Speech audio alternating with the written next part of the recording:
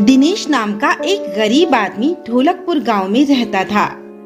वो जंगल में लकड़ियां काटने का काम करता था। दिनेश और उसकी पत्नी नीलम मिलकर बहुत मेहनत किया करते थे।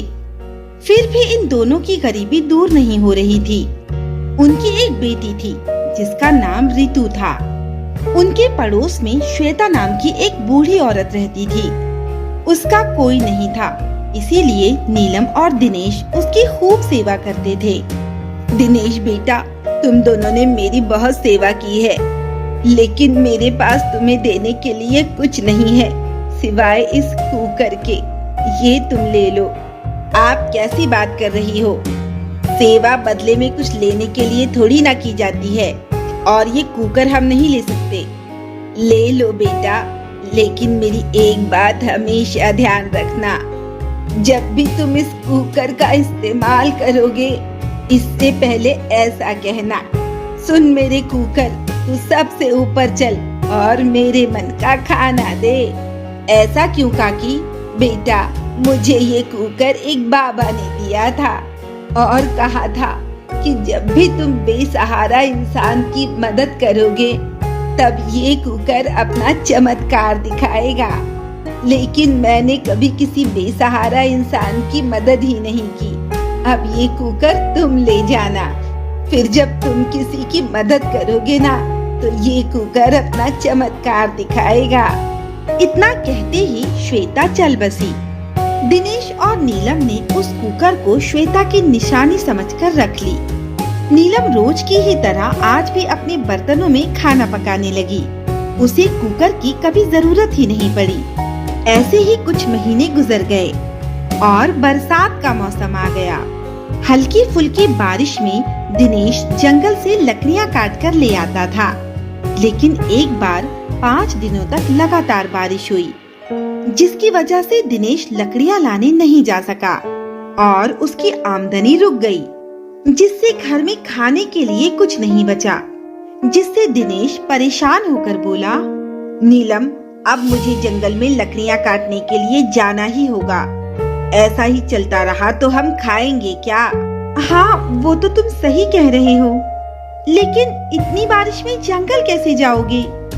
और अगर चले भी गए तो इन गीली लकड़ियों का क्या करोगे? इसकी कोई कीमत नहीं मिलेगी। ये बात तो तुम्हारी बिल्कुल सही है, पर हम तो भूख बर्दाश्त कर सकते हैं, लेकिन हमारी बेटी का क्या होगा? ये हमारे कैसे दिन आ गए हैं? हमारी बेटी कब से भूखी है। अब मैं इसको खाने के लिए क्या दूं? तभी दिनेश के दिल में ख्याल आता है, क्यों ना मैं नदी में जाकर मछलियां पकड़ कर लाऊं और उन्हें बाजार में जाकर बेच दूं। नदी में अभी पानी काफी ऊपर होगा, मछलियां आसानी से जाल में फंस जाएंगी। अगर बिक गई तो ठीक, नहीं तो इन्हें ही पकाकर खा लेंगे। दिनेश बिना देखे अपनी पड़ोसन से जाल मांगता। फिर जैसे ही वो नदी में जाल डालता है, काफी मछलियां जाल में फंस जाती हैं और बिना देखे वो उन्हें बेचने के लिए चला जाता है। चलते हुए उसने देखा कि एक आदमी रो रहा था। दिनेश उसके पास जाता है और उससे पूछता है, कौन हो तुम बाबा, और रो क्यों रहे हो? मैं पास ही के गांव में रहता हूँ।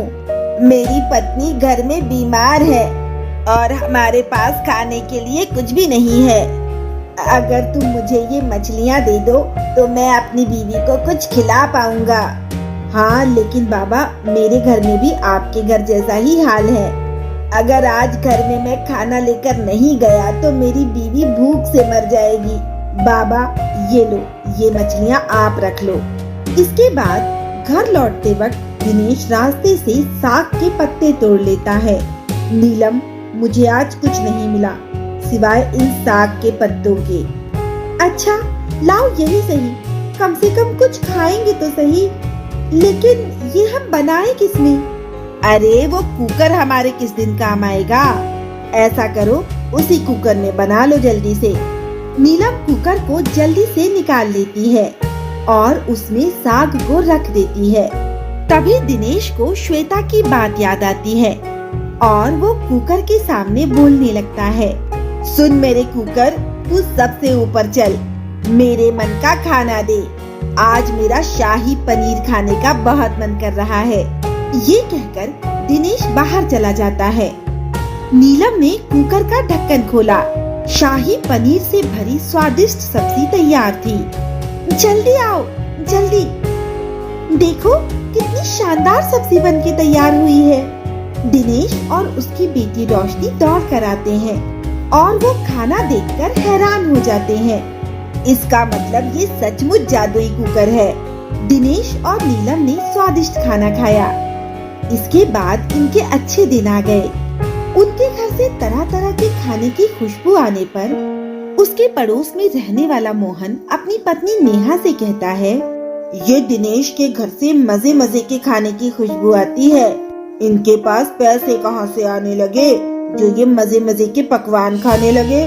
हाँ, खुशबू तो बहुत अच्छी आती है। फिर वे चुपके से उनके घर पर नजर रखते हैं और उनको उस राज का पता चल जाता है।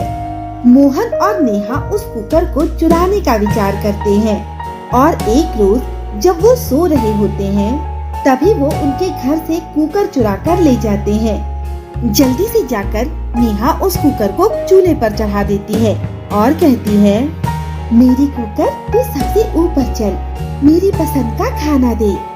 कुछ ही देर में वो कुकर काला हो जाता है और फिर फट जाता है, जिससे उन दोनों को चोट आ जाती है। आवाज सुनकर दिनेश और नीलम मोहन के घर आते हैं। वो अपने कुकर को देखकर सारा मामला समझ जाते हैं। वो अपने किए पर माफी मांगते हुए कहता है, मुझे माफ कर दे मेरे दोस्त, हम तेरे घर से ये कुकर लालच की वजह से चोरी करके लाए थे और उसकी सजा हमें मिल गई। ये कुकर सिर्फ उसी के लिए जादुई है जो साफ मन से इसका इस्तेमाल करे। दिनेश और नीलम अपने कुकर को अपने साथ लिए घर वापस आ जाते हैं और फिर हर रोज उसमें तरह तरह के पकवान बनाकर खाते हैं। इसीलिए कहते हैं कि लालच बुरी बला है। जो आपके पास है उसी पर शुक्र अदा